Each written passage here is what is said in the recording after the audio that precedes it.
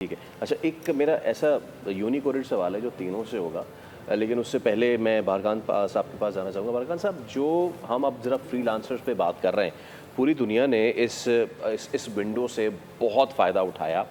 हमने इस विंडो से कितना फ़ायदा उठाया और अब जो हम करने जा रहे हैं, obviously again the question is के जी tax, everyone should pay tax अगर आपको एक रिस्पॉन्सिबल शहरी बनना है।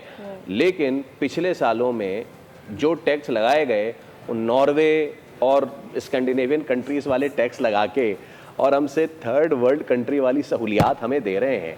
सो मिले ना।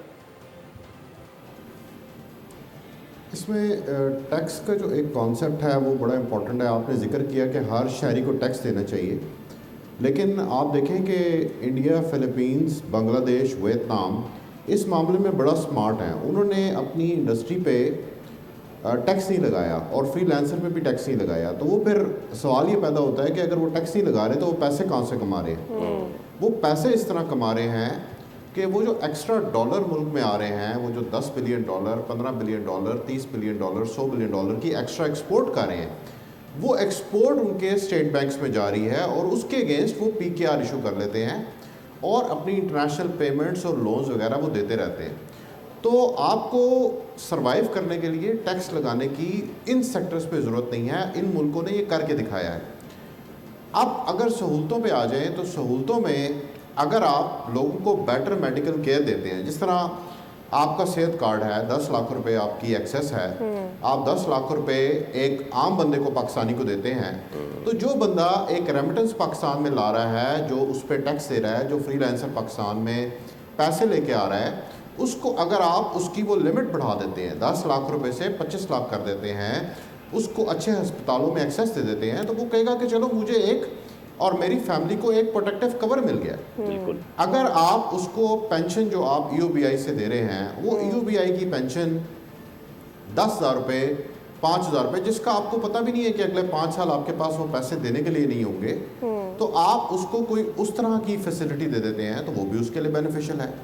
एक और बहुत बड़ा मसला है कि पिछले साल में जो हमने इंटरनेट को जिस तरह इररिस्पॉन्सिबली इंटरनेट के साथ डील किया है, उससे हमारे यूथ के अंदर एक डर आ गया है कि जी बगैर किसी पॉलिसी के किसी वक्त भी कुछ भी बंद किया जा सकता है। जी। अच्छा, वो स्टेट का राइट है फायरवॉल लगाना, स्टेट का राइट है वो सब कुछ करना, बट आपको उसको रिस्पॉन्सिबली डील करना चाहिए। इंटरनेट की दुनिया एक ऐसी दुनिया नहीं है कि आप किसी की फैक्ट्री जाके बंद कर दें और वो चल पड़े।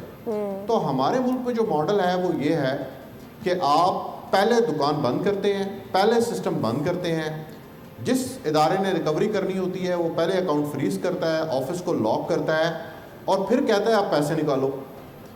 IT की दुनिया में अगर आप ये करेंगे तो एक दिन भी किसी का एक बंदे का सेटअप बंद रहेगा या 50 बंदों का सेटअप बंद रहेगा, उसके लिए दोबारा उस बिजनेस को गेट करना is next to impossible. Very important तो पॉइंट। आप अगेन इसमें बहुत सारे मसले हैं, इसमें पॉलिसी इनकंसिस्टेंसी है, इसमें आपको आउट ऑफ द बॉक्स सोचना है।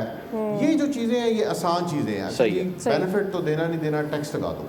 अच्छा, एक चीज सैलरी पे टैक्स बढ़ा दो। आप ये ठीक, आपके वो जो सिस्टम में बेसिक प्रॉब्लम्स हैं कि आप बेसिक प्रॉब्लम को हल करने की बजाय आप बैंड एड्स पे जाते हैं, जिसकी वजह से आप यहाँ पे आप इदारों को प्राइवेटाइज नहीं कर पाते, आप नॉन फाइजर का मसला हल नहीं कर पाते, आप FBR की डिजिटाइजेशन नहीं कर पाते। तो आप फिर बैंड एड्स की तरफ जाते हैं, जहाँ पे आप बैंड एड से उसको ठीक करने की कोशिश करते हैं और उसका फिर कोई रिजल्ट पहले नहीं आप हर्ट करते हैं और उसके बाद आप उसकी इलाज करने की कोशिश करते हैं। इससे पहले कि हसन साहब की तरफ आएँ, एक ज़रा कंफ्यूजन क्लियर कर दें। रीज़न दे दिया जाता है कि जी इंडिया की इंडस्ट्री जो है ना वो बड़ी है, बिकॉज उनकी मार्केट बहुत बड़ी है, ज़्यादा बच्चा वहाँ से निकल रहा है।